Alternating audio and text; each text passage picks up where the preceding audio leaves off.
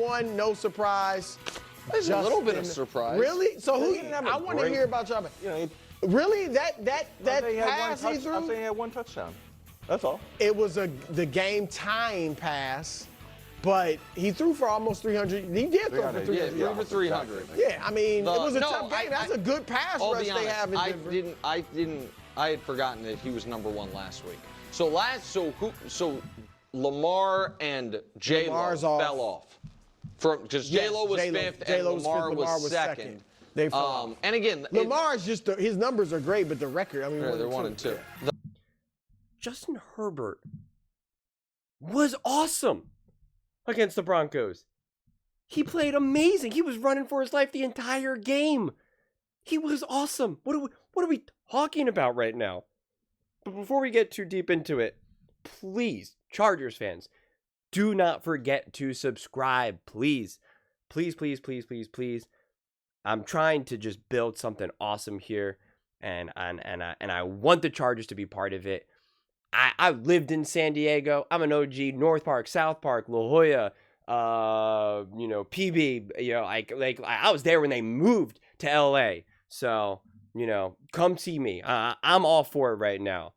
Justin Herbert, Josh Allen, Jalen Hurts, top 3 MVP candidates right now. Top 3 MVP candidates. And as of right now, I'd have to go with Justin Herbert.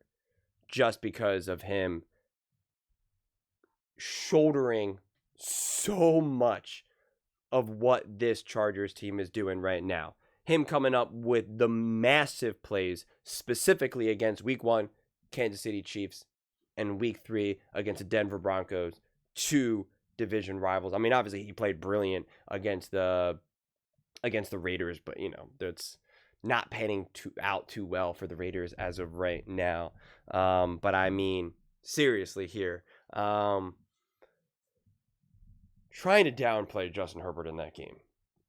When we talk about O-lines and pressure and all this type of stuff, and Justin Herbert's just being pressured non-stop. 26 times. 26 times. That's remarkable. That's remarkable. And yet he still led the NFL in first downs with 17 that he was directly, contributed to. Okay? I mean, he had a 70% adjusted completion percentage, especially because when you're dealing with all this pressure and needing to throw the ball away, drop passes and whatnot, you definitely want to use adjusted completion percentage under that situation. I mean, he was under duress the entire game. I mean, just the entire game. It's and had 0 turnover worthy plays. I know the one interception, a little tough on that end. No harm, no foul.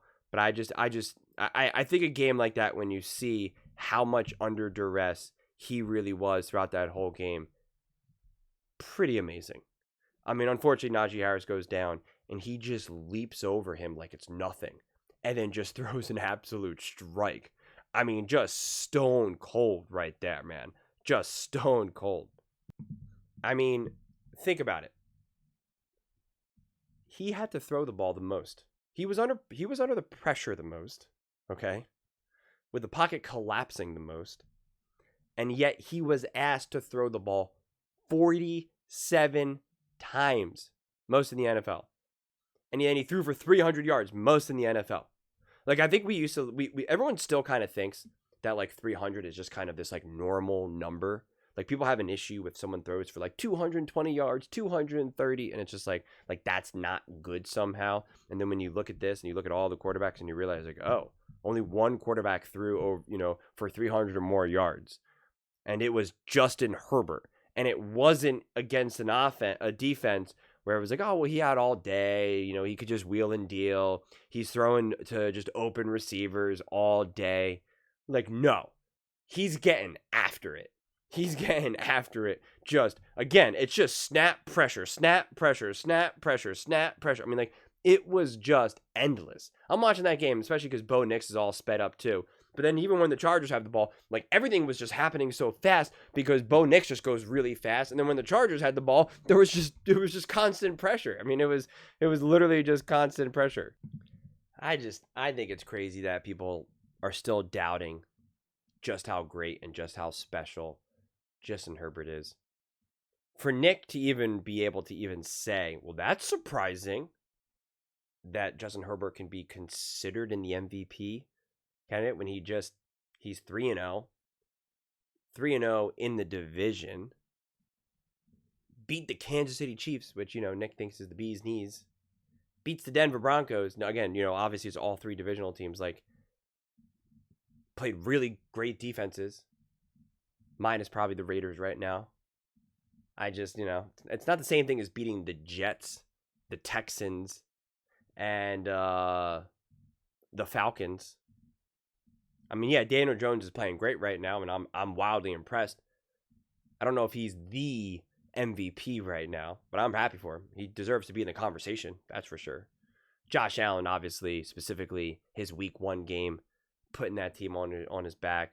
Jalen Hurts Week 1 and Week 3 specifically, putting the team on his back. That's why, to me, they're top 3.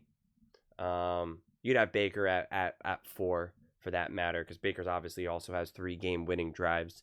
But I don't think Baker has necessarily particularly played great. I mean, the fact that you need game-winning drives right now to beat the Jets is a little, or even the Falcons. You're just kind of like, all right. I mean, look what the Carolina Panthers did against the Falcons, like, with Bryce Young. So it's just like, okay. But I mean, Justin Herbert, is this his official stop doubting me year? Stop denying my greatness. Stop trying to pretend I'm not him. I'm not great. I'm not a monster on the field. Because that man, considering how great he's been over these years and all that he's had to deal with the San Diego Los Angeles Chargers, what he's been able to overcome, what he's been able to accomplish when he's had even a semblance of stability, semblance of a good offensive coach, a semblance of a healthy roster. It's like, what else could you ask from him? He's answering the call, and he's proving it this season. He's proving, even though he's proved it to me in years past, but he's continuing to prove it this year, that even when things get messy, you can rely on him. Because then they even tried to pretend like, oh, last year they didn't really ask him to throw that much, and blah, blah, blah, blah, blah, blah. And it's like, well, they're certainly asking him to throw a lot right now, that's for sure. So, and he's passing with flying colors. So, Quentin Johnson right now looking like, A.J. Brown, Justin Jefferson hybrid. So it's just pretty remarkable. But those are just my thoughts. I'd absolutely love to hear yours. What do you guys all think about Justin Herbert being number 1 on Brew's MVP ballot? Let me know in the comments below. I read every single comment, so whether you agree with me or disagree with me, either way, let's get in some discussions, let's get in some fights, but ultimately, let's just have some fun. And please do consider subscribing. We are building an amazing community here, and absolutely love to see you part of it. I want to build something that we all genuinely feel connected to, something that we're really excited to be part of. I think we're well on our way to doing it. And please don't forget to give this video a thumbs up, as it really does help with the visibility and the algorithm. Thank you so much. See you next time.